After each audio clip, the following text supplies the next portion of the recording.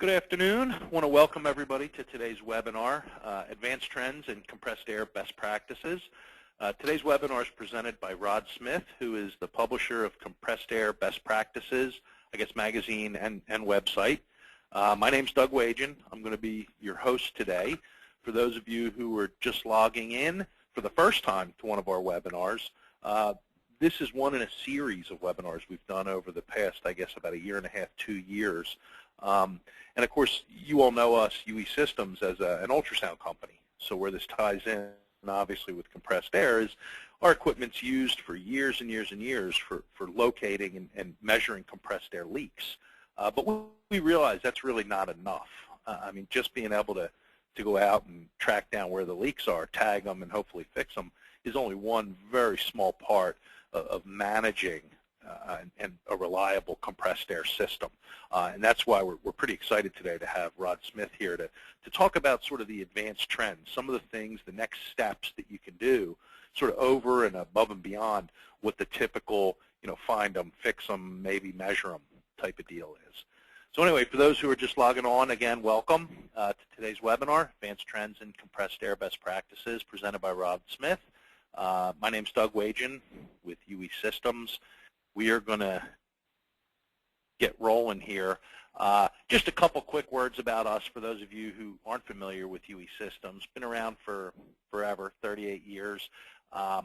We have a pretty large global footprint. We've got offices all over the world that are there to help our customers and help you get up to speed with using this technology, making recommendations of how to put together the correct processes and procedures to make the technology work.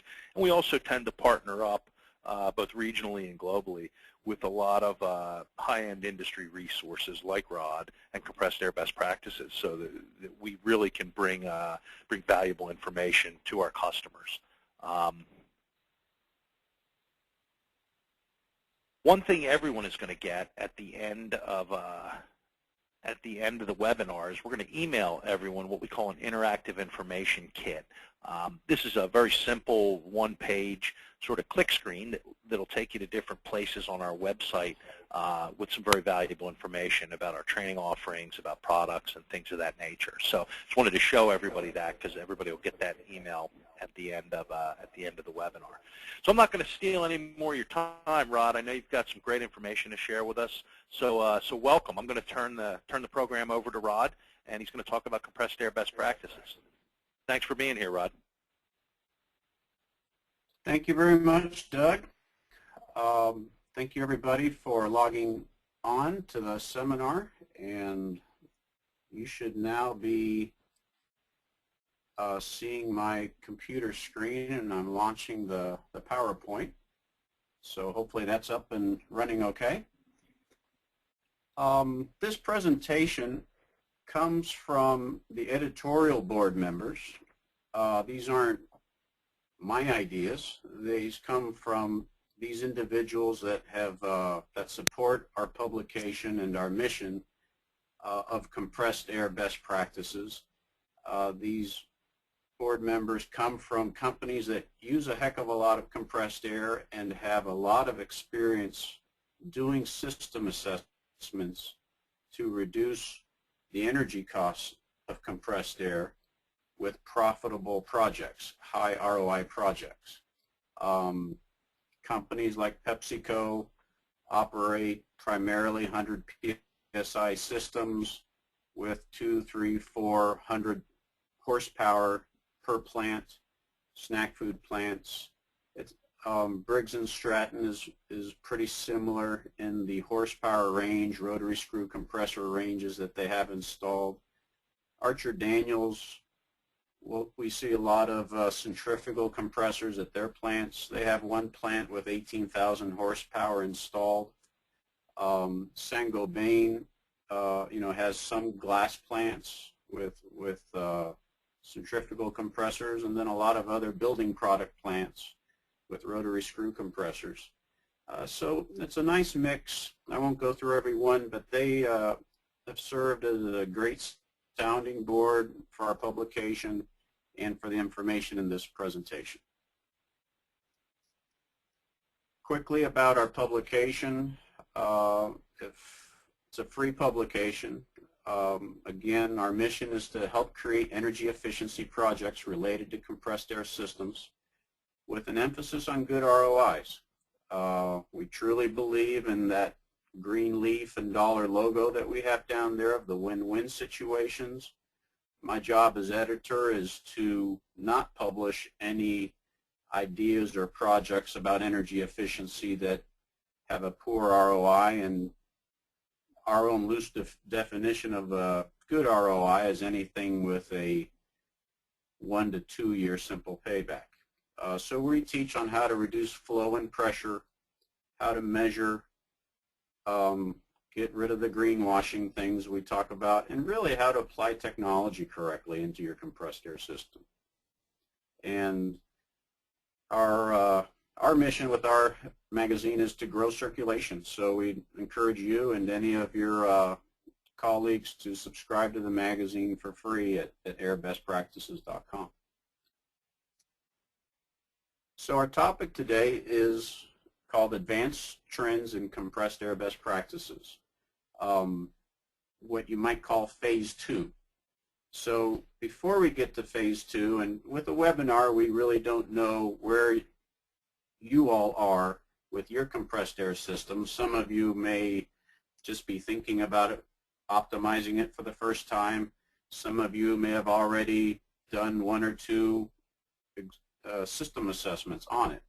So this presentation, frankly, is designed more for somebody that's done a system assessment already and to talk about ways you can go even further. But before we get to Phase 2, Advanced Trends, we're going to cover here in 3 slides Phase 1, some things that if you haven't done them already, we really suggest you do.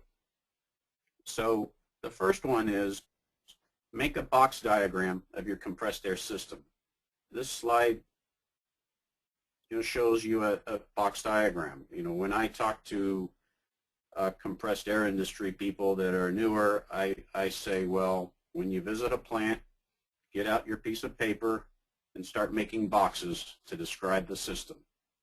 Your air compressor, then you're going into an aftercooler, what kind of a drain's on the aftercooler, the receiver tank, what kind of, is it a wet tank, meaning before the dryer, or a dry tank? What kind of dryer is installed? And on and on and on. Make a box diagram of your compressed air system. You might have 3 different compressor rooms, so make 3 different box diagrams of 3 different systems. That just is a good tool to help you get your arms around what's in operation. The second fundamental thing we recommend is data log the energy consumption of your air compressors. There are a lot of low-cost data loggers you can purchase, or your compressed air vendor that's servicing your compressors will do this for you with no problem at all. And get that fundamental information of what's the kWh being consumed by your air compressors. And you'll learn very important information that you can then use for system assessments. So by data logging, you can establish a baseline energy consumption. What is my energy consumption of my compressed air system? And you can develop some key performance indicators, some KPIs, such as the ones on this table. What's my average system flow in CFM? What's my compressor discharge pressure, the system pressure, input power, number of hours I'm working. A great metric that we work with is specific power. Ultimately, how much CFM do we get per kW spent? So data logging your air compressors and getting some key performance indicators is also a fundamental that we believe each facility should have. And finally, once you data log and you have a feeling for what your system looks like, take a look at the compressor controls that you have on your machines and how they are operating. Ask your vendor to come in and take a look at that because it's very important. This table shows how a very common situation. The upper line shows compressed air flow changing, going down, then going up, and then going down, etc.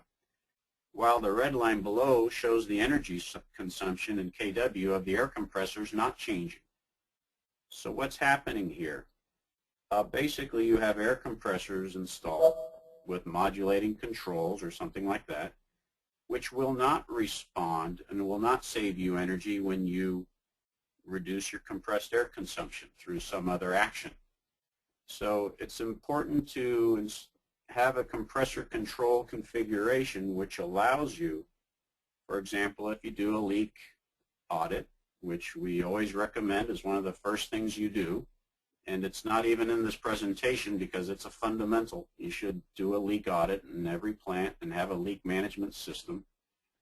But you can reduce, if you reduce, and we estimate that 25% of compressed air goes to leaks. But if you don't have the right compressor controls, you won't save energy.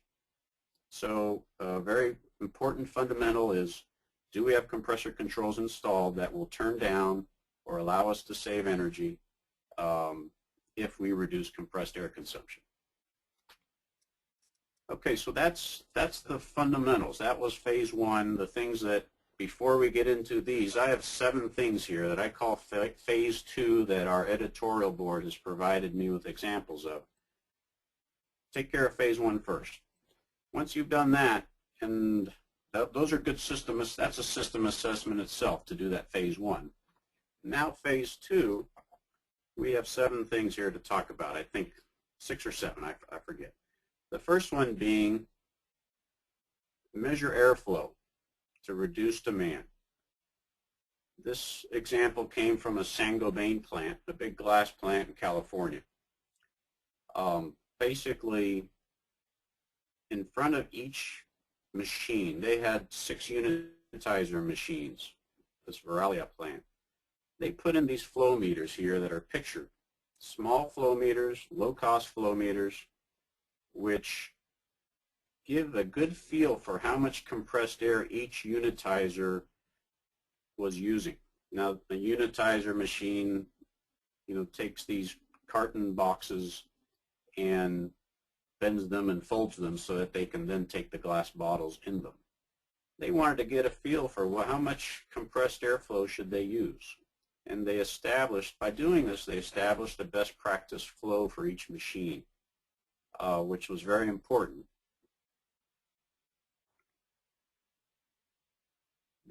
When you open up the cabinet, you can see, they have a way to data log the flow, and they would come in with a portable data log meter and pick up that data so they could understand it.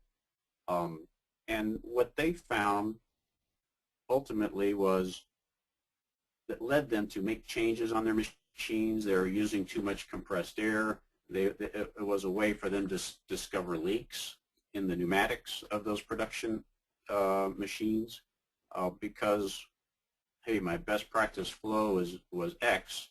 Why is it going up? Well, sure enough, they send the mechanic and they find a leak underneath the machine. So that's a very valuable way to reduce demand. Another way in measuring airflow is less production machine specific and more an example given to us by Honda here by the gentleman pictured here who are in the Marysville plant in Ohio, in actually East Liberty, Ohio, next to Marysville. This is the CRV production line. This is a busy slide, but this is an example of a plant that has done a tremendous amount of work on compressed air. And to make a long story short, they used to use 5,450 horsepower in air compressors to produce 240,000 cars per year. Now they're using 2,450 horsepower to produce the same amount of cars. So they've done a lot of work, and they keep working at it. Now, one of the things they've introduced in the past 2 years is to put flow meters in the headers or that are going out to the 4 major production areas. And they are now charging the production areas for their compressed air usage based upon the flow they use. They have found this to be a good way of motivating the maintenance teams in each major production area to fix their compressed air leaks, to optimize the and do other things to optimize compressed air usage. So measuring flow in the headers going to different production areas and then charging those areas for the flow they use is a great way to motivate production areas to reduce their compressed air consumption.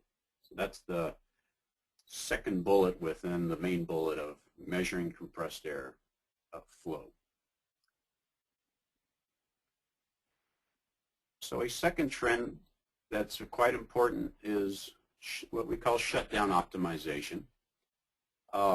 Pictured here are some chemical tanks, which Jennifer Meyer from Visteon sent us as an example, that after they did data logging on their air compressors in this plant in Michigan, the data logging showed that one of their 100 horsepower compressor kept kicking on at night.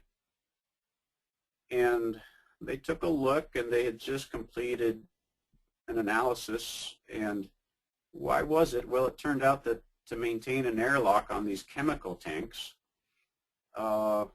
with the leaks in the system and everything, they had to, this 100 horsepower kept kicking on and off all night. So really what they did was just close the valve. They put in a very small 5 horsepower air compressor to take care of these airlocks, and were able to turn off the 100 horsepower compressor completely. So it's a simple example, but a 100 horsepower air compressor represents a significant energy savings. On the left, bottling machines and packaging machines. We continuously hear about situations of how they use compressed air when they are idle, either shut down overnight or even during the day when they are idle. They don't work constantly. So a nice thing, an effective solution there, again, to avoid compressed air consumption, is to use isolation valves that basically will open for compressed air when the machine is turned on, and they will close the compressed air supply when the machine is not functioning. So that's another. Shutdown optimization is typically an area where you can find savings. A third area is with heat recovery. For quite some time, the exhaust air of an air compressor has been used. You see these big pipe on the top of an air compressor capturing the exhaust air, and is used in HVAC systems. And that's been done quite a lot. A newer trend that's pretty exciting is to capture the waste heat from the oil, from the lubricant used on the air compressors. Take that heat and run it through a heat exchanger to warm processed water, makeup water, or some kind of processed water, low-grade heat. It's a great low-grade heat source. A little-known fact about air compressors is that over 90% of the energy is lost to heat. Okay, it's an inherently pretty inefficient technology. To take ambient air and compress it, you create a lot of heat, and that heat is lost into the oil. But the message here is you can recapture that heat with heat exchangers if you have some kind of, and thereby then turn off boilers that are being used to heat water. So there are manufacturers that are coming out with standard heat exchangers to make this easier to match up with their air compressors. There are heat exchanger companies that are producing more and more of these packages as custom fits for your systems, and it's a real growing trend that I'm pretty excited about, because there's a lot of energy being lost to heat in air compressors. Here is another opportunity. I call it the energy cost of air quality specifications, particularly for factories that have a dew point specification of -40 F. You know, the level of dryness of compressed air. If your specification is for -40 F, what we typically find when we do an assessment is that because 25% of the plant, maybe it's a painting application or it's a food packaging application, but because 25% of the plant needs -40 F pressure dew point, typically the whole plant receives a -40 F pressure dew point. So, you know, what the plants have done is they've said, well, this part of the plant over here needs -40 F, so we're going to put in a desiccant air dryer for the whole plant. Now, what they weren't really thinking of, perhaps, is that the energy costs associated with desiccant air dryers with that, you know, provide a -40 F dew point is much higher than the energy costs associated with a refrigerated air dryer. So now there are other technologies out there that can get you to -40 F now, heat of compression dryers that are very energy efficient. But the message here is get an understanding of what your air quality specs are and what percentage of the plant needs it, because there's an energy cost associated to drier air. Okay, so we're seeing trends in some plants where they're splitting the air dryer flows. This part of the plant over here is going to get the -40 F dew point it needs with the desiccant dryers or whatever technology they want to use. And then 75% of the plant's going to receive +38 F pressure dew point, and we'll use refrigerated dryers.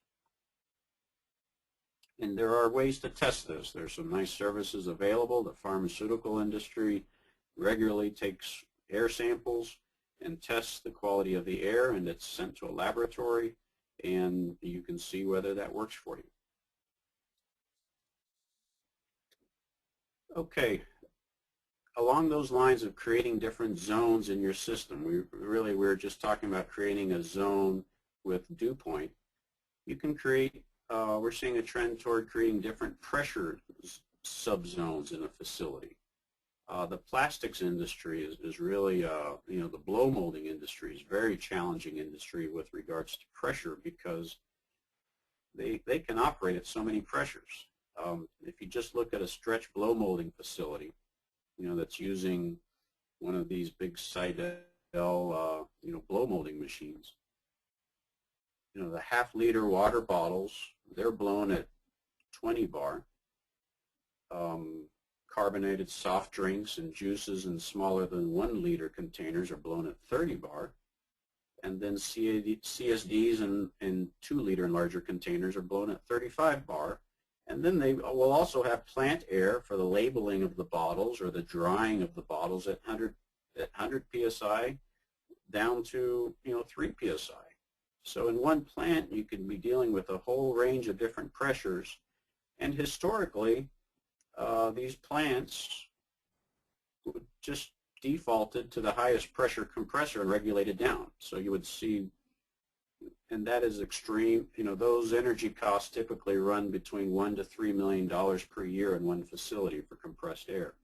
So the system assessment work here has been very, very active, very intensive in creating different pressure subzones. This is the extreme example, which most of you won't have, but odds are that in your facility you have different pressure subzones that if you identify them and address them with different systems, you can see energy savings. Okay, so that's another advanced trend. Engineering for lower plant pressure. This is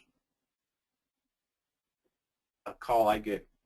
It's almost become a running joke between some of the editorial board members and myself who are active with system assessments.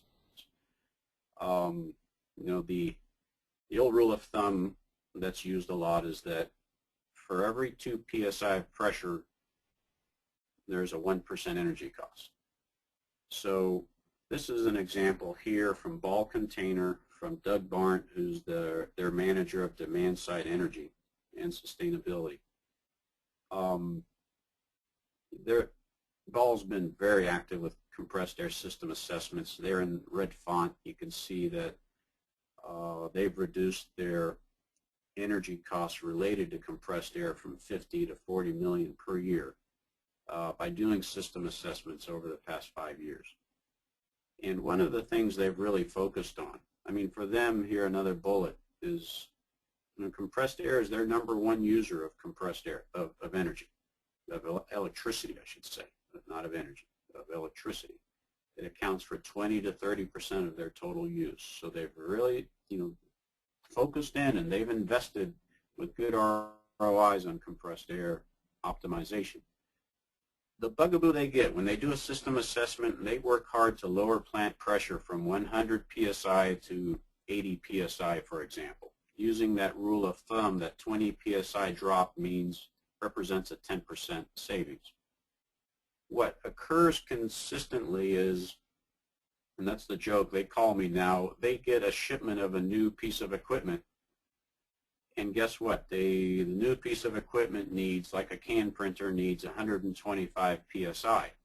Well, they've just spent, you know, a good amount of money and effort to lower plant pressure to 80 psi. Now this one machine, a can printer, needs 125 psi. What do you do? Well, this is where they call it engineering for lower plant pressure. In this case, they use a 2-to-1 amplifier to support that pneumatic cylinder that's requiring that pressure. In other cases, engineering might say, let's replace that pneumatic cylinder with a larger diameter cylinder that can function at lower pressures. But the message here is finding engineering solutions. The equipment that you buy usually is not thinking about the costs of compressed air and pressure. So this is a new trend, you know, very new trend, but a great opportunity for a lot of plants. Another one, a very important one here, is back with this OEM theme of production equipment that you're buying is, you know, optimize the pneumatics in the OEM equipment. Typically, again, it was installed based upon its durability, its ability to actuate and produce product for you in volume, and its price. It wasn't really put in there thinking about, hey, if this could be 80 psi machine, the energy cost will be less for the customer than if it's the pneumatics are all designed at 100 psi. So anyways, this example here was provided to us about an example of pneumatics installed in a machine. This is a valve, you know, a 3-position valve that does not use air when the machine is idle.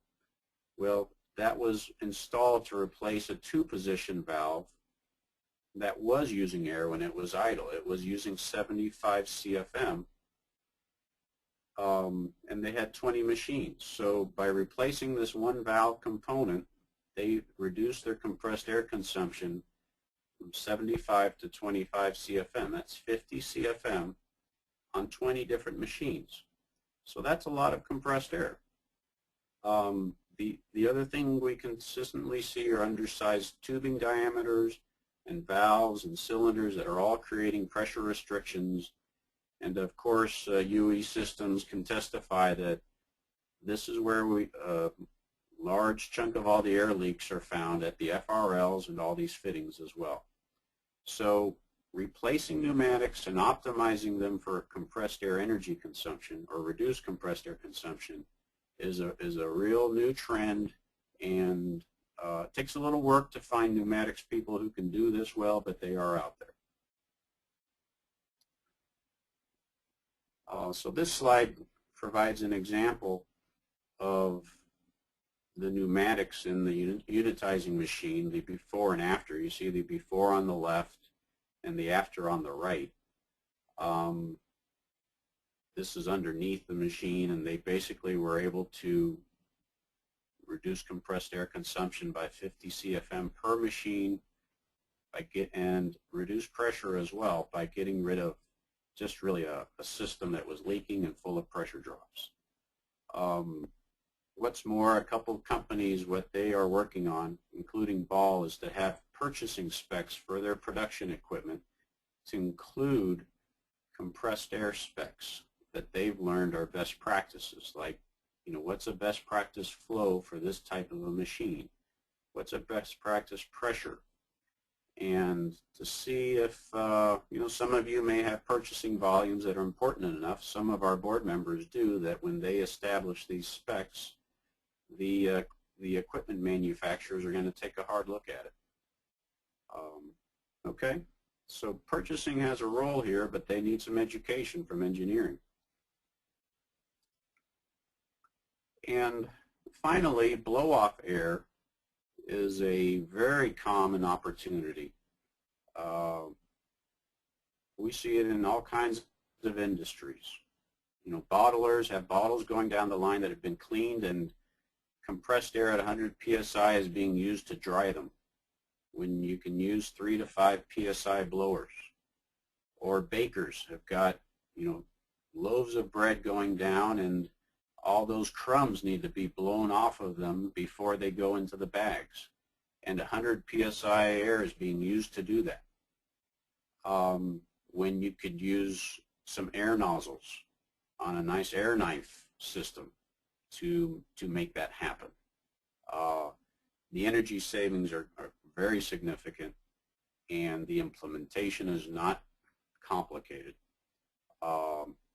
It's really, and we see it in many, many industries. Metalworking plants, you've got metal scrap that has to be blown off the product. Printers have got to keep the papers, in the printing press separate.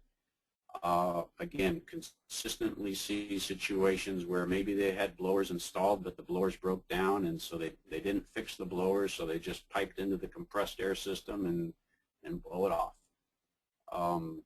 So understanding and taking a look in your plant, blow-off air, where might you be using compressed air at 100 psi, and you're just regulating it all the way back down to 3 to 5 psi to do a blow-off application. It's a very inefficient, inappropriate use of compressed air.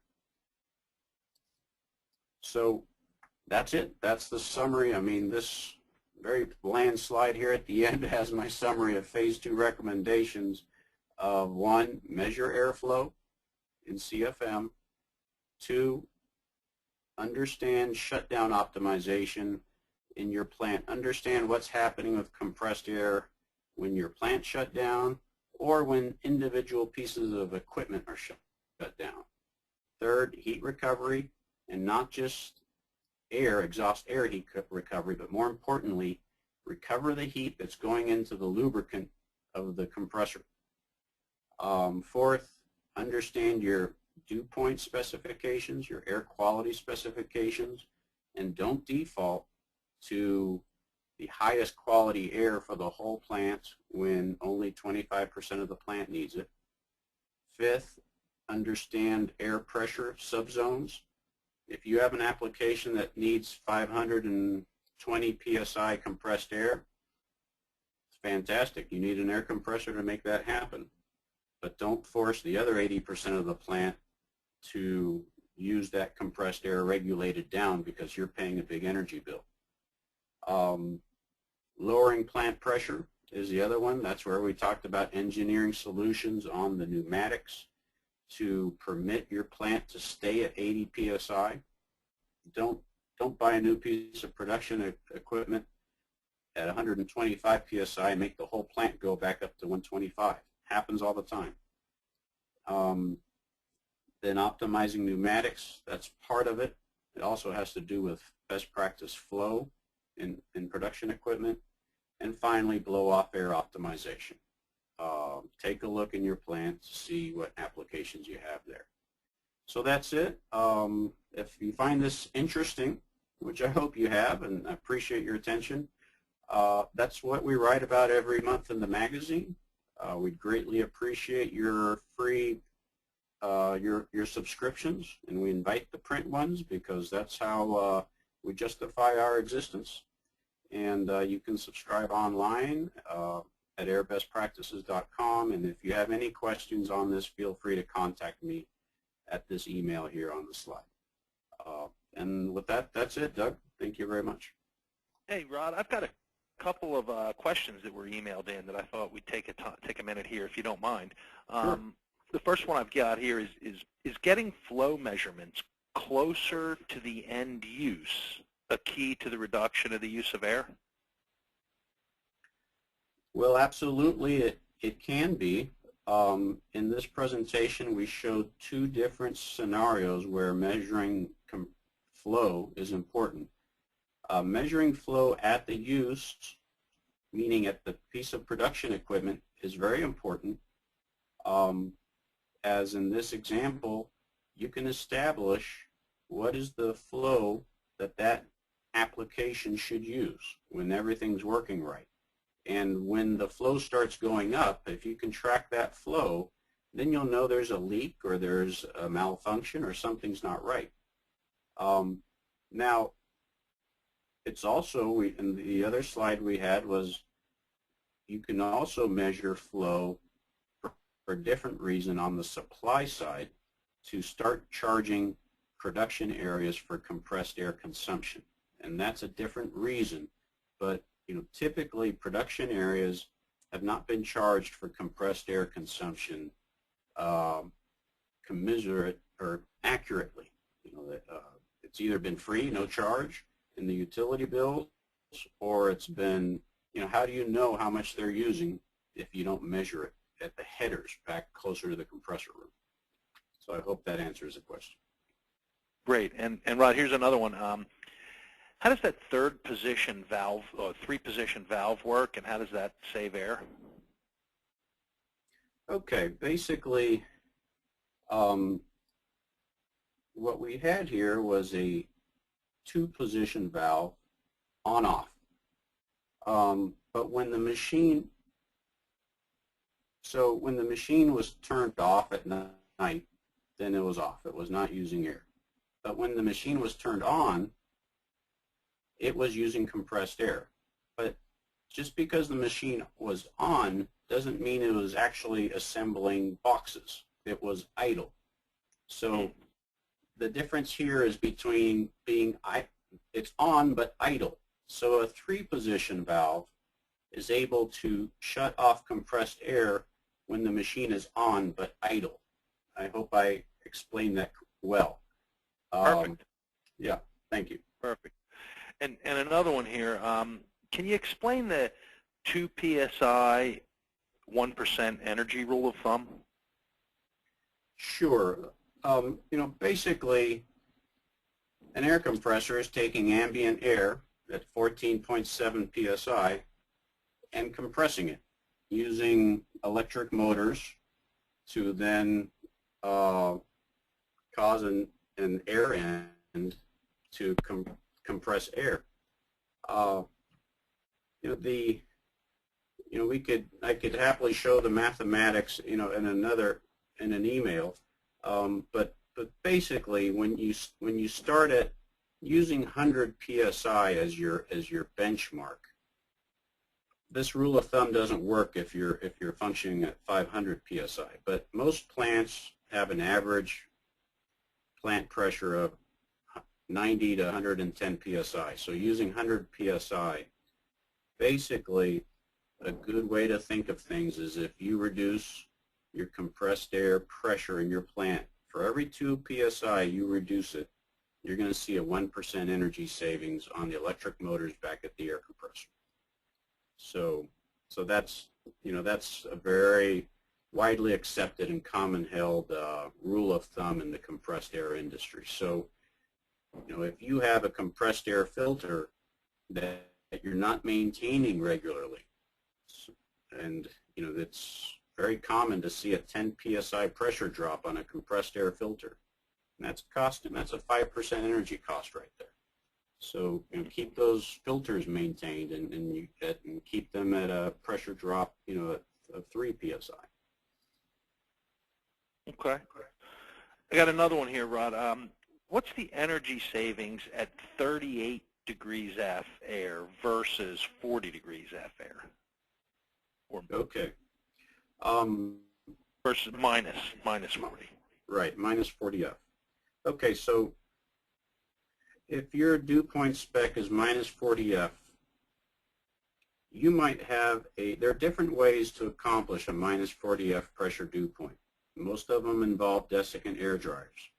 There are different types of desiccant air dryers, but the most commonly sold, and I know this from my prior life, the most commonly sold desiccant air dryer is what's called a pressure swing desiccant air dryer, or a heatless desiccant air dryer. These air dryers use compressed air to regenerate the second tower that's saturated. They use up to 15% of the compressed air. Most plants don't have, there are energy saving devices that you can use to make that 15% purge only be 7.5% purge. Most plants, many plants don't use that. So what we typically see with a minus 40 F dew point is that people are using 15% of their compressed air as purge air to get that dew point. So that's a very expensive way to get minus 40 F. Now there are other dryers. There are heated desiccant dryers that are larger, and then the energy costs go down. So I won't say every plant. There are heat of compression dryers that can provide minus 40 F dew points as well, whose energy costs are only in the 1% to 3% range. Now, again, most factories with smaller installations, 100 horsepower, 200 horsepower air compressors, 50 horsepower air compressors, are using this 15% purge heatless desiccant air dryer of minus 40 F. To put it in dollar terms, we'd have to build out an example, but the refrigerated air dryer that gives you a plus 38 F pressure dew point is much lower cost, energy cost, and a very reliable machine. So again, I'm not pushing one technology over another, but from an energy cost standpoint, it is important to just understand what the difference is significant in energy cost. So it's worth taking a look at. Okay, great. I got another one here, Rod, if you've got time. A review on the installation of air distribution can lead to discovering undersized or useless pipes, but the math is pretty complex. Is there a tool to evaluate flow versus diameter and distance? That's a great question, and clearly the person asking the question has experience with it because it is very complex. You throw in storage tanks, which are needed in most plants. You throw in the joints of the piping. What type of joints do you have? Are you creating pressure restrictions in those T's in the lines? It's a complicated topic. So I know a couple of the vendors of piping have got some online tools. I'm not really familiar with them. But I don't think that they can. I'm not aware of any tool or automated tool that you can plug in for your plant and just say, this is my situation, and size it up. I think they have to be looked at case by case, and demand has to be understood. And that's the big thing. That the biggest challenge people find is the piping system was put in without a real good understanding of the users of compressed air. What we find consistently is, well, the piping was sized for an average CFM of 2,000 CFM. But in reality, what happens is that we've got this demand event. We've got this piece of production. We have these bag houses over here that use big gulps of compressed air every 15 minutes, and they're using half the demand. They use 1,000 CFM every 15 minutes for 5 minutes. Now, if you sized your piping for an average of 2,000 CFM, but you have this big demand event, it just really, it messes up all the piping. So the piping has got to be set up to isolate that demand event with a storage tank with appropriate piping diameters, because that's where this is a big topic. I could kill your timing here, Doug, on the presentation, but even production equipment, the pneumatics on production equipment, they are sized for average flow instead of being sized for actual flow.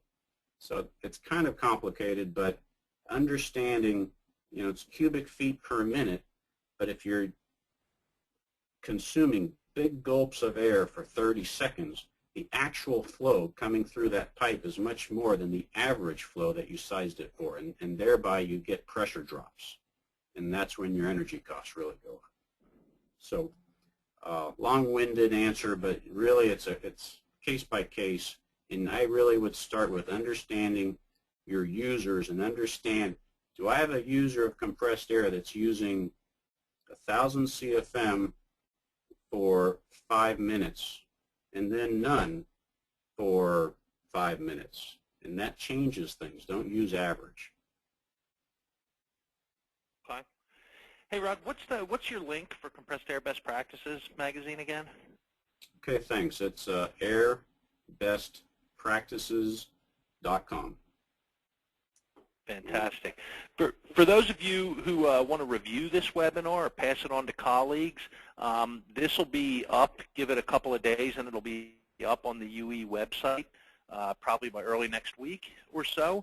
So you'll be able to actually go back through and both listen to it and see the slides again on uesystems.com. If you check out the screen I have up now, we're certainly going to encourage everybody to get connected and stay connected with UE Systems and your peers out in industry who are using ultrasonic equipment. Join our users group, follow us on Twitter, check out some of the things on our blog, Sound Advice. There's some great information on there, some discussions about what went on down at Ultrasound World, our users group, last week. So we definitely encourage everybody to stay connected. For those of your questions that I did not answer directly with Rod, please feel free to email us at info@uesystems.com, and we'll get those questions answered for you. Save the dates. We've got some other real exciting webinars coming up. June 13th, we've got How to Rate Equipment for Criticality, presented by Terry Harris. And in August, we're going to have a webinar, 3 Best Practices in Maintenance and Reliability Education that drive serious return on training. So we've got a couple of real exciting webinars coming up, so put those on your calendar.